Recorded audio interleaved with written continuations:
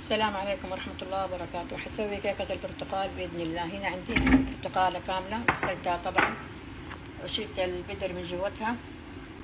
هنا بيضتين أو 3 بيضات، إذا كانت البيضات صغيرة حطي 3. هنا كوب إلا ربع زيت، طبعا أنا مشغل الفرن عشان يسخن. هنا كوب سكر، خل أبيض غطها. الخل الأبيض يعطي طراوة للكيك وشي زنخة البيض. فانيليا شوية وبس، نخلطهم مظبوط في الخلاط.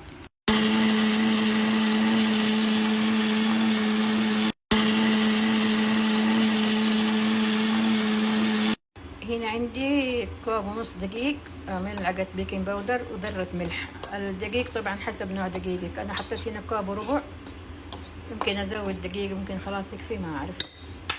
نحط الخلطة عليه. هنا الصينية دهنتها بزيت ورشيت عليها شوية دقيق. أحط البرتقال، الخليط قصدي حق البرتقال. هنا الصينية دهنتها بزيت ورشيت عليها شوية دقيق. أحط البرتقال، الخليط قصدي حق البرتقال.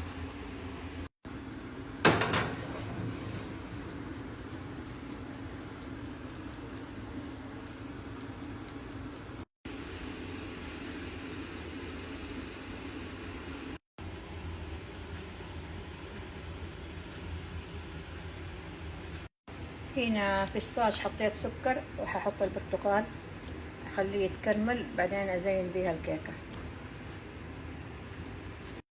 هنا في الصاج حطيت سكر وححط البرتقال، اخليه يتكرمل، بعدين ازين بيها الكيكة.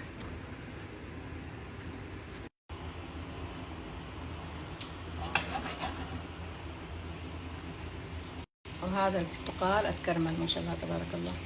الكرمل هياخد وقت، انا عشان حطيت السكر مع البرتقال سوا. انتي لما تحطي لا تسوي زي تحطي مع السكر، اول ما يبدا السكر يتكرمل قومي حطي البرتقال عشان لا ياخد معاكي وقت زي انا اخذ وقت مره كثير. يعني يتكرمل عشان البرتقال. حاولي تكرملي السكر شويه بعدين تحطي البرتقال، لا تسوي زي تحطيه مع بعض. بس في النهايه ما شاء الله تبارك الله اتكرمل بالعافيه. دحين احطها على البرتقال على الكيكه وخلاص.